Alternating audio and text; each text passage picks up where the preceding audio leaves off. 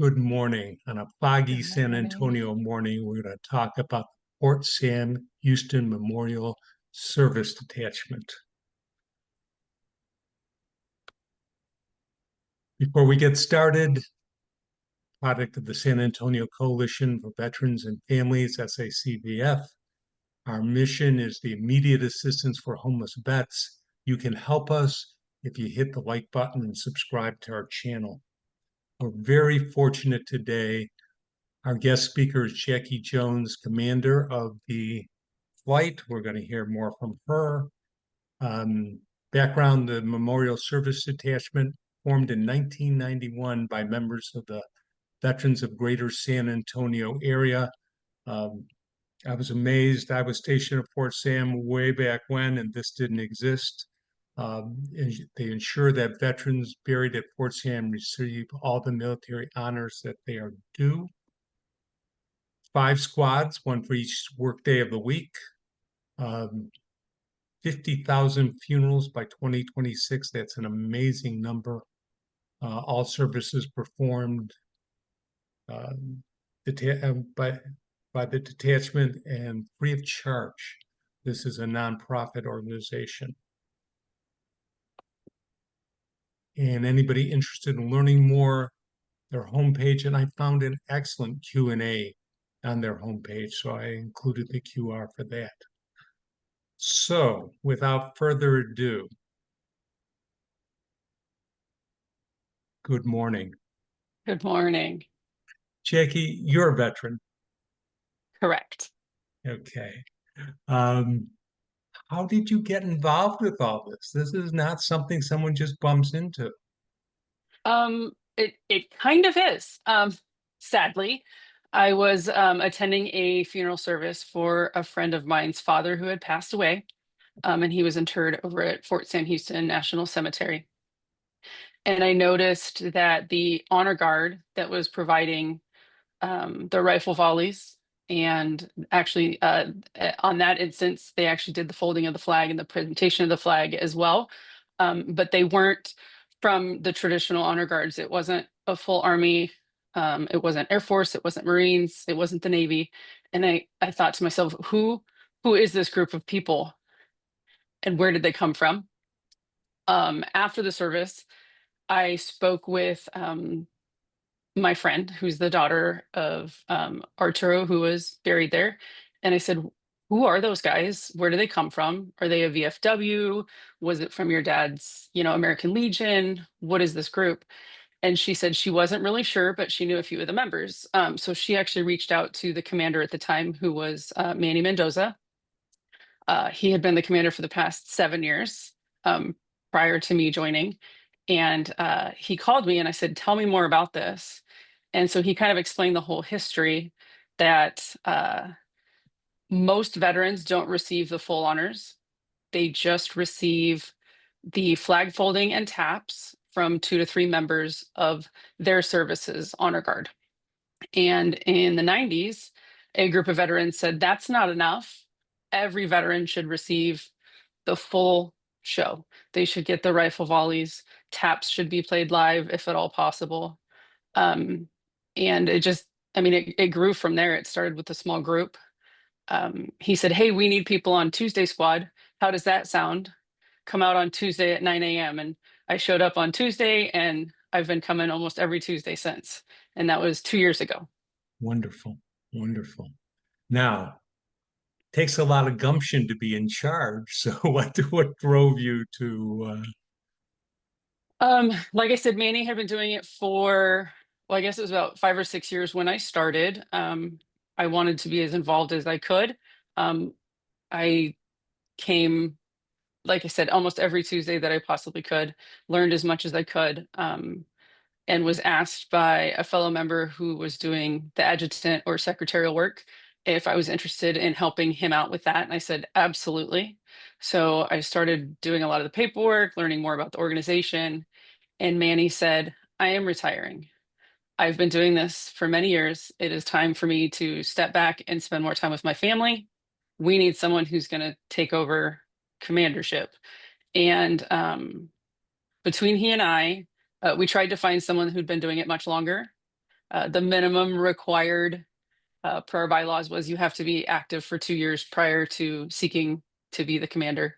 And I hit my 2 year mark in August, and I nominated myself in October and was elected.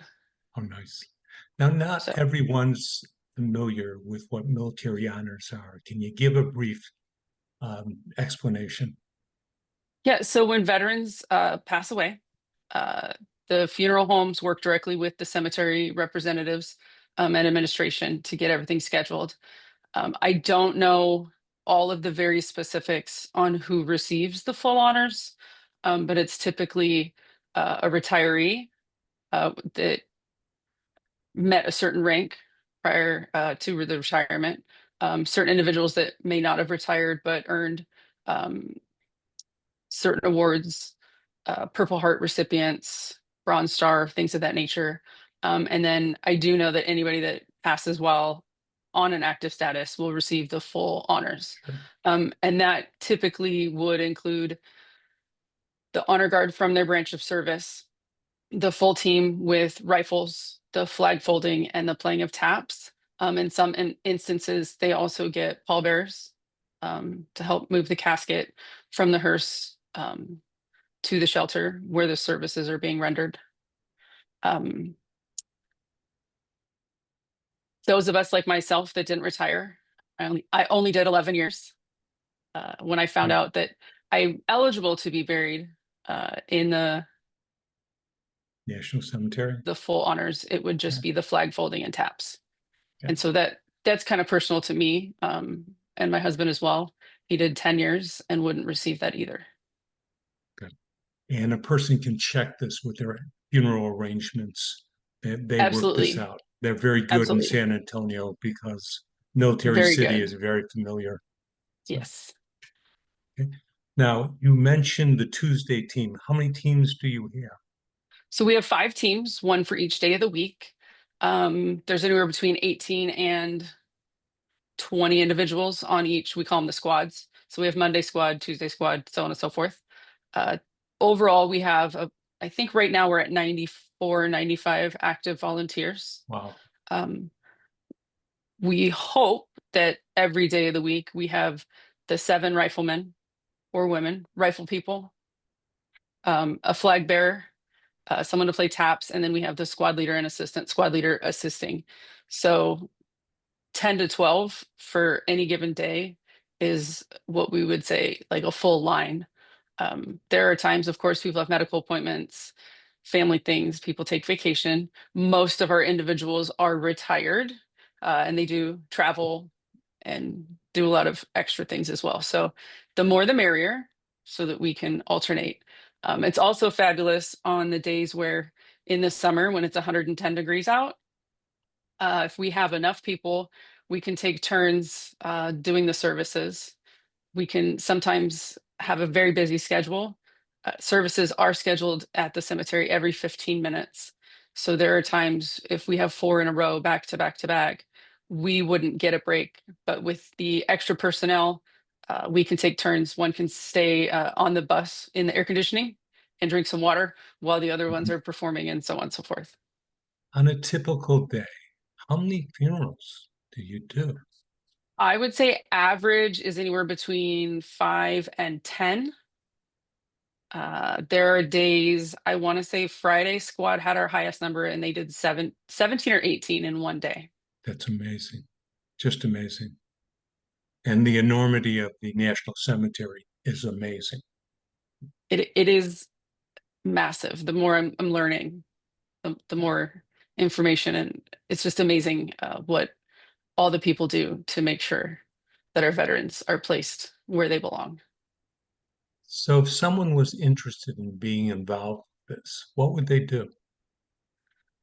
Um, Main way probably now would be to reach out through social media, send us an email, or honestly just show up any day of the week. Our building is located at the Fort Sam Houston National Cemetery right next to the Information Center. So our building, we have our own building over there for space to take breaks and have our lunch and organize and do our morning briefings, etc. And anybody that's interested could show up any day. We're there almost all day, every day. Reach out, social media, ask all the questions you want. We've been trying to get out into the community more and do recruiting events as well for veterans. Super. Anything else you think you should add? Um, I mean, it's just an absolute honor to be a part of this and also to be the commander. I would say at such a young age. I didn't mention our average age of volunteer right now is 74. Okay. Our oldest is turning 93 this year, and our youngest is uh, a year or 2 years younger than I am. So we are definitely looking for anybody that's capable, willing, and wanting to do it. And it's just been a fantastic opportunity. I've met so many amazing other people, veterans, made friends that I probably never would have met or made before. And it's it to see the family members just pleased with the final moments that they get to spend with their loved ones is just more than anything I can ask for. You provide a wonderful service, and the community really appreciates what you do. Well, thank you. I know every single one of us is just honored to be a part of it. Super. All right. Well, thank you so much. Thank you so much for having me. All right. Have a good day. Thank you.